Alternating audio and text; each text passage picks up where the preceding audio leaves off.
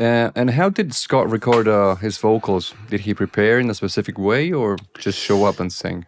Uh, he would just show up and sing. I mean, gosh, a talented singer, and he was really, really in touch with his voice and control over it. It's almost like a guitarist has a pedal board with all these different things they can hit and access these sounds, and he had a great way of being able to get just the biggest, fullest, rough rock vocal, but then go to a nice head voice that's super clean and really pure notes. So he was very talented in that way. And we generally, those vocals would just be, Brendan and Nick and say me in the room and him in a vocal booth behind a nice fancy U47 or something. And, just running through it, I mean, in the analog days, you might have just 3 tracks to record on, and then it would get comped over to one. But he had a real good sensibility of, what he was looking for, and Brendan could help lead him in those directions and stuff. But he was just kind of a natural with all that stuff. So it would just, a lead vocal in the song might take 30 minutes worth of tracking. I mean, it wasn't like a painstaking thing. You end up with a vocal comp. Next day you come back and you're like, that little part can be better or whatever. Let's try to get that. And then you're pretty much done. So.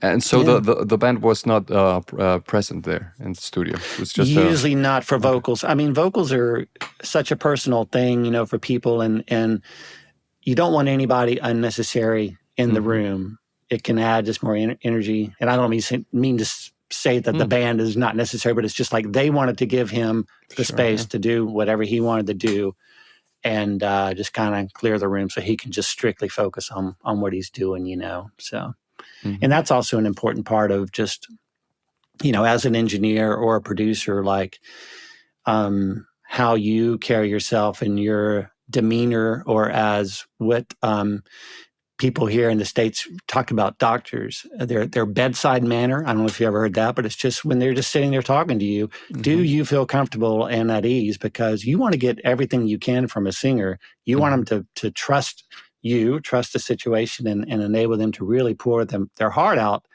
in a performance, So that's something that Brendan and Nick both were really good at, and I've tried to carry on as well, just being easy to be in the room with. So cool. And do you remember the vocal chain used for the number 4 album? For number 4, I'm trying to think if I have any notes. I have a few of those sessions as well. Generally, for a long, long time, on the second and third record, they were using a lot of the AKG, the C12 VR, sometimes the Tube, sometimes an SM7. I have the track sheets for Interstate Love Song. I think it's SM7. Cool.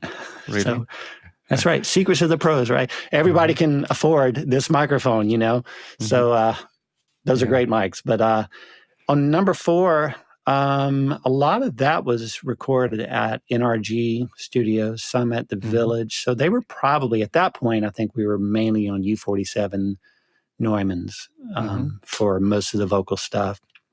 And when possible, Brendan would always use the Tube Tech compressor. And if that wasn't available, then, like an 1176 or something. But he really favored the Tube Tech, CL1B. Did he usually do a lot of takes? No, I wouldn't say so. The song Atlanta, that's more of an acoustic type song. That's the vocal with the band. That's the take. Cool. That went down live. So, he didn't do a lot. Like I'd say, especially on tape, there'd be like 3 takes or whatever. And then later on, say when I engineered the Velvet Revolver record, with Scott, and, it'd be 4, 5 takes. We're in Pro Tools at that point, 4 or 5 takes, just to get it. He kind of, he'd figure out what you needed, what he wanted, and how to get it pretty quickly. But he was good at delivering, when it was time. So, and he used a megaphone a lot live. So how did you achieve those distorted and lo-fi vocals in the studio? any of that stuff. Let's see, trying to think back.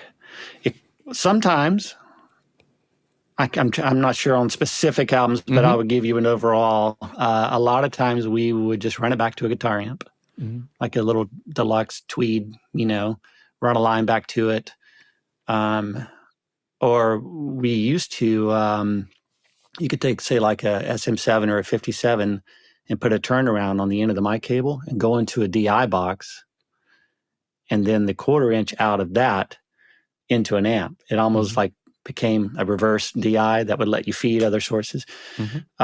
We had something called a Sherman filter bank, which was a cool little box that I think Radiohead used it a bunch. Yeah, so we used that some on drums or vocals if we wanted something a little weird.